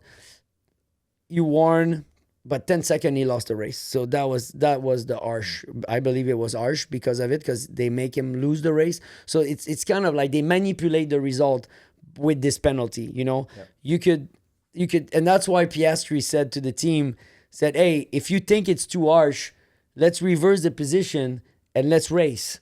You know, because but you can't do that because it's not you. The owner cannot be like Zach Brown. Cannot do that. But no, the penalty doesn't come from the team. The penalty comes from Formula One, and I agree they did the right thing not to do. But I think the penalty should have been something, but less than giving him no chance to win the race. I think, I don't know, 5 seconds would have been tough. Because, you know, like at some point they were 4.5 seconds between the two of them. So it would have been, ooh, then he would have got his wish. Yeah. Then they would have raced because the 5 second was exactly them together. The 10 was just, he was done. So I think. And we see you know, things that some drivers get penalty and some drivers you see just like incident noted. So, Why did you just take note of that one, you know? Formula One movie, have you seen it? I was about to say that. No. Everybody, and I'm getting a lot of good comments about it. Yes. It's just I was told that they did Max Verstappen dirty in the movie. Yeah? That's what I heard. Sorry, no spoiler. I should have said that before, but... But he's the bad boy. You know, like he has done whatever. It's okay. I mean, it's for cinema. Yeah. But I'm asking this question. I mean, Formula One does a movie, except to use the F1 logo on a movie in Hollywood. They've done 7 seasons with Drive to Survive. You know, there was a time where Formula One was Formula One, and no matter what. And now, I mean, we've seen with the races, we've seen with how they, you know, the drivers are showing up on Wednesday. Thursday, there's a full day of press. You know, the team principals have, you know, press conference to do and all that. Do you think that, again, I'm just talking NASCAR because, you know, like I think we have more potential, but you think that there's something we could learn from that? And at some point, the series need to realize that it's not always about running around a racetrack and the position. And you think that the series needs to focus on selling the product by doing something else than just track, because I'm seeing it in Formula One and it works, you know. NASCAR, you know, they I've seen it. You know, I was not watching NASCAR when Days of Thunder, you know, came to cinema, but you know, it was the same timing as NASCAR became popular, and then Drive to Survive Formula One is getting super popular. You know, the movie now it's all about, and when I think. A lot of time, you know, we've done like some very exciting races, but it's not always exciting, you know. Sometimes it is. And when you rely only on your spectacle on the track, you're gonna leave some people disappointed sometimes. You know what? Many people, they're going to go on a race, and it's gonna be their first time, and the race is gonna be boring. You need to sell them like a dream of what could happen. You know, what could you see? It's not 100% sure that you're gonna see a very good show. Sometimes the show is bad, you know, and you need to sell the branding. You need to sell the possibility, a story behind it, you know, and that's what TV does. You know, they watch Drive to Survive. They see the, you know, the behind the scenes. They watch a movie. The story is probably super cool, you know, a super nice story, and then they go to the track. For sure, the race is gonna be less good of a show than the movie. But still, they think about, you know, what brought the people to the track was the movie and the behind the scenes. But indirectly, it makes it more interesting. Let's say I know so many people that were not into racing, and because of Drive to Survive, they're all into F1.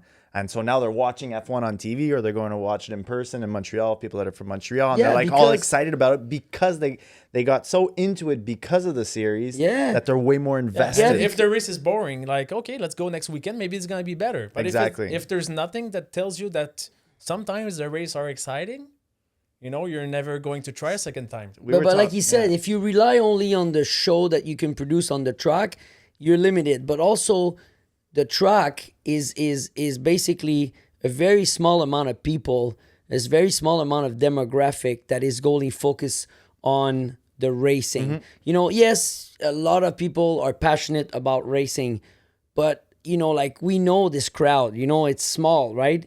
And we love them, but to expand our, you know, focus and our attention on something else, you can't, like he's saying, you can't rely only on the spectacle on the track. So you need to sell the drivers, who they are, the story More behind lifestyle, it. more stuff like that. I think, I mean, I want you guys to come to the Taggy karting prior to iCar, because I wanted to do a red carpet event. I want to receive the drivers. I want them to bring, you know, their girlfriends, their wife, whatever, because that's what the Formula One guys do.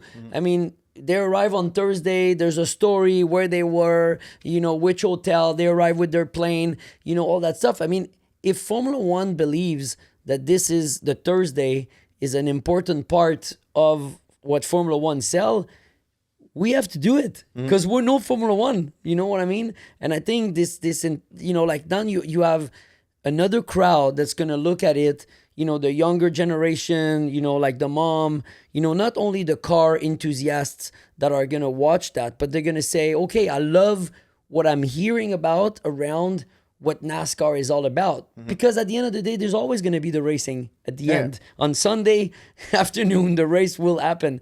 But prior to that, you know, like I think we need to sell some other stuff, you know, like who they are, and, you know, like having these events, you know, maybe promoters could organize, you know, social events, you know, for the teams, for the drivers, you know, and this has to be visualized, this has to be filmed. It's anyway, I mean, you're a social media guy.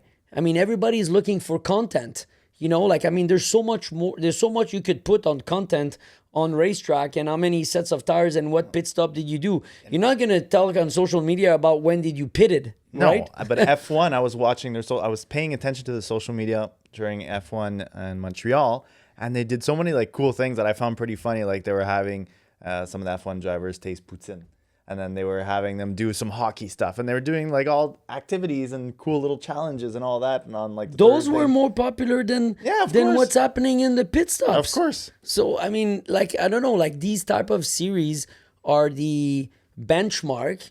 They're showing us the path, and it's, you don't have to be shy to copy, you know. I mean, we need to reinvent ourselves a little bit, and I think, you know, like what I would like.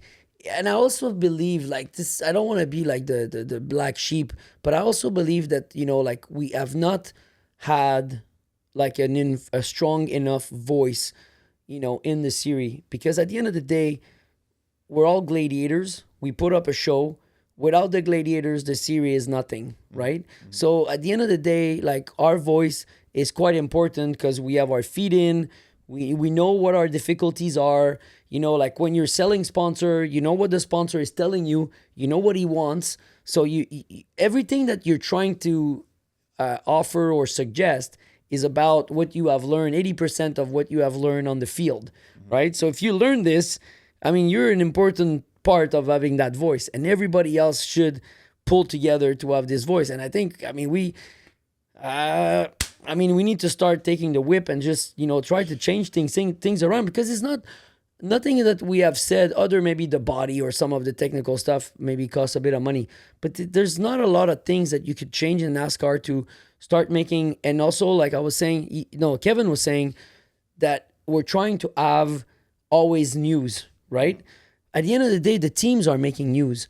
So when a pre-release before a race, but like if you change tomorrow morning the way you're gonna do qualifying in the upcoming road courses, that's news. It's gonna go in the press. If you decide to change a specific rule, if you decide to try something, there's always something that is gonna come out between now, you know, like mid-July to mid-August. How much press you're gonna get before you're gonna go to Tree River has nothing to do with the position of a finishing of race at Edmonton. It's all about like bringing news out there and trying things that are not costly. Nobody is gonna just go against it because they're gonna see press release coming out, you know, and they're gonna say, we talk about NASCAR. Wow, it's cool. They're gonna try this. NASCAR is gonna bring a new thing in Tree River. NASCAR is gonna try that. And all of a sudden, you know, you're not flooding, but you're basically increasing your media presence by doing things that are cheap, you know, not costly, right? You can try something. At the end of the day, when you're not really costing anything to anybody, nobody can really whine because it might work, it might not, but they're trying and they're doing press. So this is just going to increase, the visibility of NASCAR. That's what I believe. But at the end of the day, everybody needs to pull together. And I don't think, from having had the experience in other series, we're very passive in NASCAR, And I always, bitch to, Kennington. I always, talk to him too. And I said, like those guys or you guys are have a status now in the series, like you're very important. If you start saying that you don't like it, I mean, people should start listening because, high figures, people that are really bringing things to the series. But everybody's just like very passive, they're just going with the flow. So I think, and the series has a lot of potential to me in NASCAR or in Canada, with the new TV deal and the attention that, like Alan is trying to bring to the series and all that. I mean, who is basically like our main competition? There's not a series right now. So you need to take the advantage that you're not really trying to split, like 3 pieces of the pie with some other series. No. So this is the time to just Experiment. go, exactly, experiment, on a lot of things, even on the ovals, like they have the chance to try, group qualifying. They have the chance to do one car qualifying, but they have the chance to do reverse things. There's so many things that they can try to do. Like when you practice really well and you do, like a good lap time, you basically start last in your qualifying, right? But, like we all know that on the oval, when the track cools down, you have a bit of an advantage to the end. The track gets more grippier and all that. Well, no, you fastest lap, just go first, make it hard, like, and also like, try to give points to people, like, on the track for lap time. When you're out there with tire management, like maybe there's going to be some points that are going to be given to people that do good lap time. So you're pushing, but now your tires are going off, so you're rewarded with points, but at the end of the day, it might cost you, good tires, over the long run. I mean, one race a year we could do like in late model where the fastest car starts last and scramble things. I just think try something new stuff, has to be tried, like, and like I said, we've been very passive, accepting, but I think I heard I'm surprised because he has great ideas and he talks a lot with me, or we talk, but like it's like a lot of the guys, same thing. I've heard so many good things, from DJ. People are not shy to say it, like, in between closed doors. But when it's time to just basically, hey guys, this is what we think as a group, we're not good at basically bringing ideas to make it happen.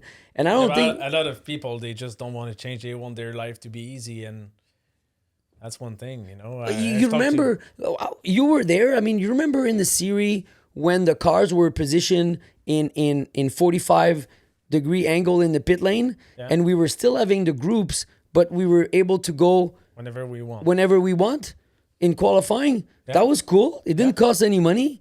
It's just 10 minutes. Go out there, maybe, like if you want to have the 10 minutes and you want to go out and in and only have tire pressure to do, just open it for doing tire pressure in that 10 minutes. Like it's not going to cost any money. Anyway, when you're out there and you're in a group, normally when you have a lot of cars, 30 cars or plus, it's group divided between 10 and 11 cars. So, the cars that are in the pits are on the left, on the right side. You have all the left. Come in, do your tire pressure, go out. It might create a bit of action during qualifying, but the fans need something, like especially you go to Tree River, you go to Mosport. I mean, like at Mosport, the people are staying there to see NASCAR until 6 o'clock. We qualify at 5 to 6. I mean, this is driving me nuts. I mean, it gives me pimples. The guys are going out. We follow each other, like sheep, like really nice guys. And then, all paid in. 6 minutes to go, and we're all sitting out of our car. We chit chat. We're waiting. Yeah, and lap times they just come like, okay, P1, P2, P3, P4, like 10 seconds, you know the field, the position. You know the field, but they're still waiting 6 minutes to give us, the nobody position does. and announce the pole sitter. But we know who's on pole because the rest are not on track. We just don't want to do more than 2 laps because we want to save our tires, right? I mean, it's just common sense to try to elevate the series. And I mean, this is my passion speaking, but like he said it to me, and I'm putting him on the spot because like he has a big mouth. He's saying it all the time. But then it's like, like as a team, you need to go out there and you need to just take the whip out and you just need to get everybody on board to try to do it. Like, I mean, I don't think it's normal the way we qualify. Personally, on street course, road course, it's just the most boring things. Tree River, it's even worse because Tree River, the grandstands are right where we come in. Some people are like they don't know what's going on. Some companies like buy tickets for the weekend and they give like Saturday tickets to somebody and Sundays tickets to somebody else, and the people on Saturday, they just don't have any show. So Nothing. I mean, there's so many things that could be done, right? I mean, so we talked about NASCAR, we talked about Formula One. So now, last question, but not last question, but I want to just discuss a little bit sponsorship. So, a lot of the people, since we started this group, Sans Limite, sometimes we get like text messages and they're asking about, hey, can you give us tricks for sponsors? All right.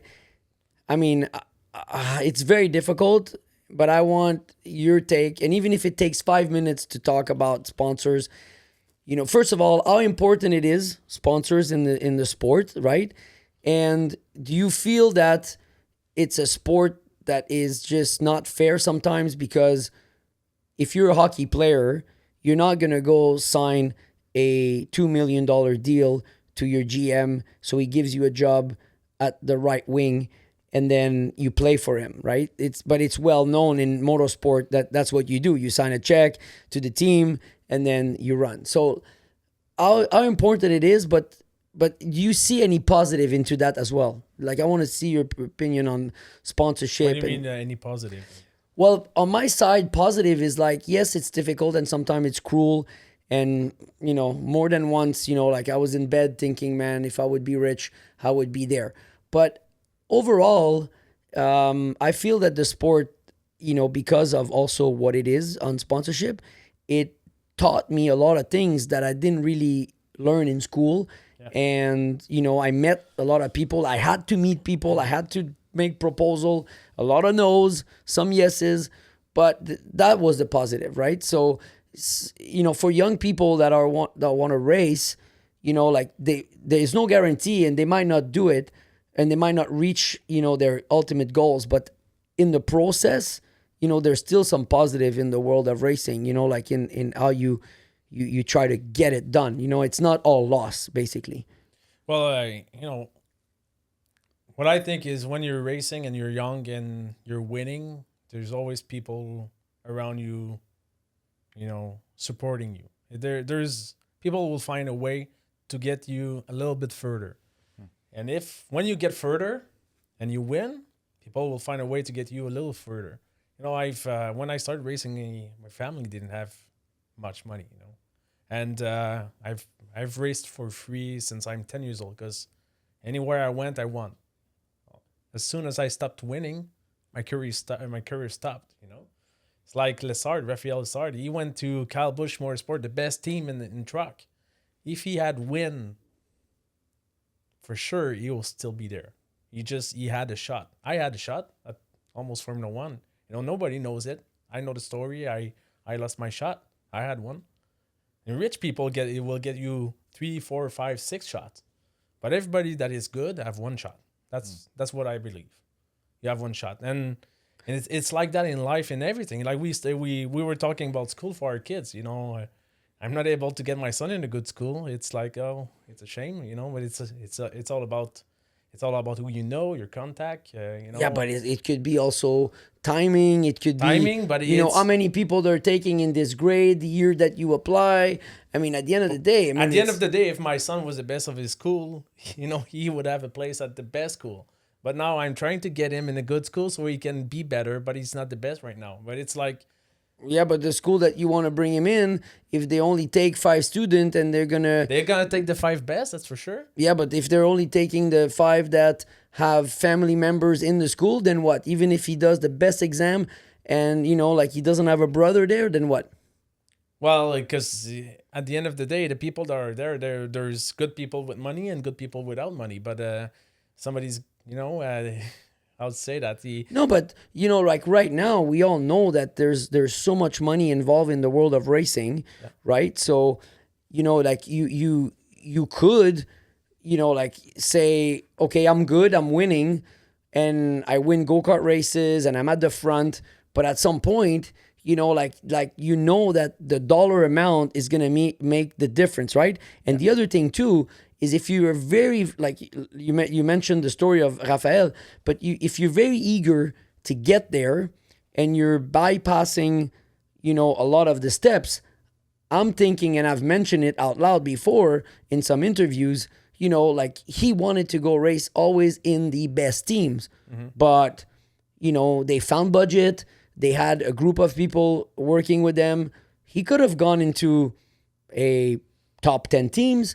He would have, let's say, learned the tracks, let's say, learned the championship, doesn't have the what do you call it, the pressure of winning, getting him experience, and all of a sudden, then you go all in into the top team and you get your shot. Yeah. But if you're not willing to race in a second tier team with not the best equipment, then also you're risking that the only shot you've got, you might not be prepared enough to get it, right? So when you find money to go racing, like the way you are going to spend it is very important too, because if you're not rich, you don't have 10 shots. Yeah. When you're rich and you're going to get there, you can do all the mistakes you want. You can put all the money where you want, but you're going to get there no matter what, right? Yeah. But like if you're trying to get somewhere with a purely, only your talent, you have to be Verstappen. He's the worst guy in the paddock, but he's the best driver. So that's it. But He can back it up. Well, yeah. But once you're not the very, very best, you need to be the best at something else. Yeah, And but on that note, I'm not specifically, a big fan of the attitude of the father of Max. But one thing that I respect is that instead of using his name and his status to get him into the best car in Formula 3, he accepted that he raced in a shitty car. And he was evaluating him. They were evaluating him upon the car he was driving. They already had the contact, though. If you don't have the contact, you I agree. Risk that. You Yeah. cannot risk that. But he was very fast in a go-kart. He raced for CRG. Mr. Tinini was basically saying out loud in the world of racing that he was one of the best and he has never seen talent. When he got in Formula 1, it was the first time of his life that he lost a championship. He started go-kart his first year of go-kart. He won the regional. And then the next year he won like the national, and then the next year he won the European championship, and then the next year he won the world championship, and then the next year he went in Formula 3 and won the championship, and then the next year he went in Formula 1. For sure you'll get to Formula 1 when you win everywhere. It's not, Formula 1, it's not so special. They take the drivers some places, they watch the kids and when they race go-karts, when they get to Formula 3, the kids are known. But the already. kids that are racing go-kart now, let's say they don't win, can they still have the desire to still be in the sport? And the question of the sponsorship is, since the sponsorship is very important, okay, you don't win everywhere and you don't win. You're a go-kart driver. You want to win, but you don't. I mean, let's be honest. Right now, the budget to race go-kart is just out of this world. Let's say these guys are coming in and they don't have the $50,000. Then what? Those guys, are they running with the right equipment? Do they run? But like I said, you have to either be the very best at racing or either be very good at relationship. And that's same thing in business. It's not always, You could go in a restaurant and say, hey, I'll sell you Sprite rather than 7-Up. It's better. Okay, but I know the guy at 7-Up. He's my friend. You know, relationship is very important. So so it's same thing in anything in life. So but when you're racing go-kart, you know, I know many drivers in go-kart that don't pay anything. It's always been like that. The guy that wins everything doesn't pay. That's for sure. Everybody else is paid, but not the guy that wins.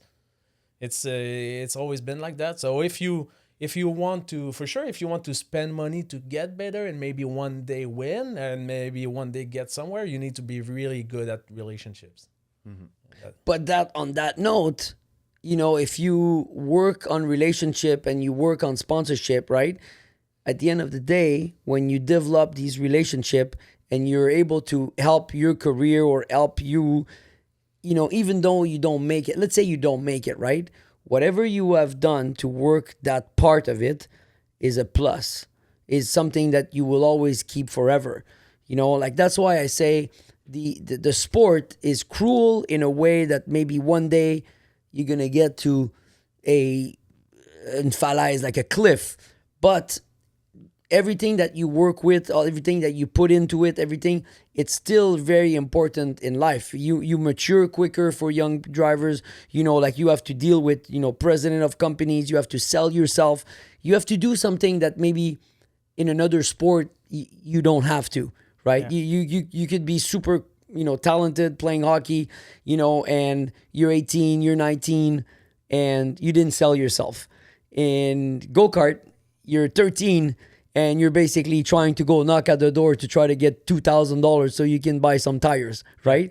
So these type of things, you know, like I'm trying to say to some parents or people that are, well, first of all, some questions are they try to get the magic bullet, you know, to make it. There's no magic bullet. What I'm saying to you or what you're saying to me is like, you know, like there's no book that will give you the trick to go racing, right? Or you know, you talk about more about talent and being quick. I'm talking about the magic secret. For everybody else, that is not the quickest. Yeah, but that's the most important thing. And like you say, racing is very good at people because you need to be able to analyze yourself, and it's gonna be, you know, good for the rest of your life. You know, it's probably like skating, you know, tennis. You're alone in your car. Everything is about, you know, comparing yourself to yourself, and it helps you everywhere you go in your life. And then when you add the relationships thing in that, it's the best school, and that's something that you need to learn very, very, very quickly. Early. Yeah, and it's gonna pay off for sure. But you I mean, you have good sponsors. How like, I mean, and we'll finish on this. Like, how difficult it is, like, to work with that. I mean, like, it's not easy, but right? I think the first thing that people need to understand is it's not demanding or asking charity. You know, that's when you go ask a sponsor to get a sponsorship like this, it's asking charity, and that's never worked for anyone. No, it's a partnership. You have to work on a partnership. You have to find a way of what can you offer back. Yes, exactly. Many people, like I have a company, and people are asking me sponsorship. It's like you're asking charity right now, and I'm supporting like kids. What do I get back? That doesn't eat, you know. Come and say, oh yeah. So basically, what you're saying is that when you're going to offer a partnership or you're going to sell a sponsorship, don't sell it like it's, please help me, I want to race, I'm poor. Yeah. You want to sell something to them that they want to come in on board with you. Exactly. So you need to give something back, and you need to build something that you give back to them, so then it becomes a privilege to be with you. Exactly. And it's, you know, there's so many ways we've seen, you know, myself, when I started, my dad was really good at, you know, doing engines. So he was trading free go-karts against engine knowledge to a race team. But we've seen like Wilson, like is up front selling his future career that maybe he will be millionaire, and if you put money in it, you'll have share in his like company. In his brand. Yeah, exactly. So there's like but there's so many ways you could do, you know. But I was talking with at Formula Drift in New Jersey. I was talking with one of the top drivers, and he was saying most brands don't really care about results. They care about the image that the person they're sponsoring is giving out, and all the everything that revolves around that driver, what they're getting out of it. So you could be like the best driver in the world, but if you're not like presentable, if you're not a professional person, they're not really. But he mentioned relationship, and I think also these days they also want the relationship back to them. Yeah. So you want their relationship. You have to believe that they also want your relationship, and it opens up a lot of things when they feel that the relationship you create is going to give them something. Absolutely. And at the end of the day, a company has a certain amount of money to spend, and they will spend it. So it's not feasible. But I think that what I wanted to also leave to the questions and to the people that are asking is, sometimes in racing, like we see it in NASCAR, there's 12 rounds, 12 races. But there's a lot of work for those 12 times that you're in the car and you're having fun. Because honestly, it's still fun to drive, right? Mm-hmm. But there's so much work that has to be done. And the one thing that I say, I don't give any secrets, because I don't have any secrets and I don't have the magic ball. But I say, if you don't think that you have the stomach to work 85% of the time to do your 15%, change sport right now, because man, you're not gonna make it.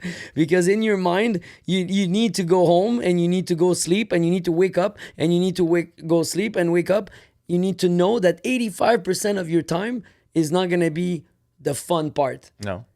But if you think that this is just gonna drive you down, then you're not gonna do the 15%. That's what I say to them, and they need to learn that and appreciate that very quickly.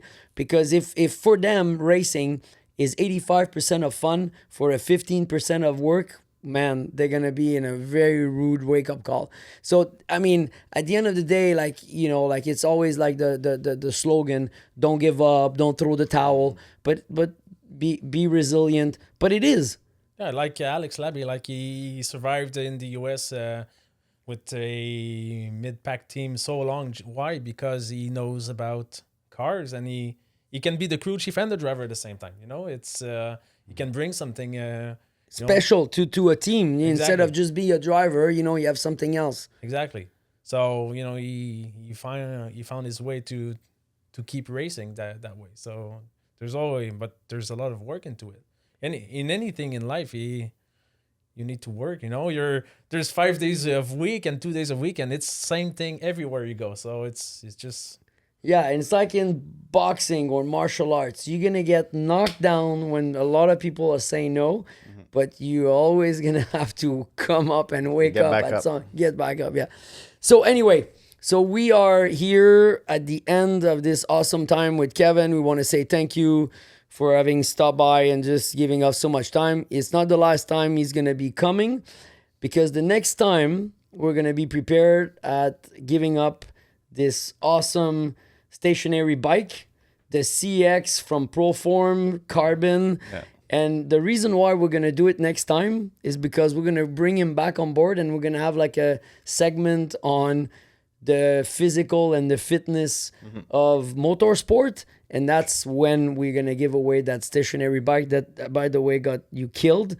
And you didn't do a mile. You were behind the trailer. We were in a hurry. We put it on the trailer, and I couldn't figure out how to lower the resistance. So, is it really stiff? And I was biking. And then we realized the camera turned and everything. Okay, go. Okay. I was freaking dead. It wasn't fake. I was really, really, really dead. It was no fake. He was on my driveway. But we're going to have this conversation with probably the only driver that eats poutine every day. Hey, we are at a point in our career where we can enjoy, and then we don't have to stress about, like the ultimate fitness, but about it, and that's what we want. At the end of the day, we I've been there. Yeah. You've been there. Yeah, and we're just going to give like a little tip to the people.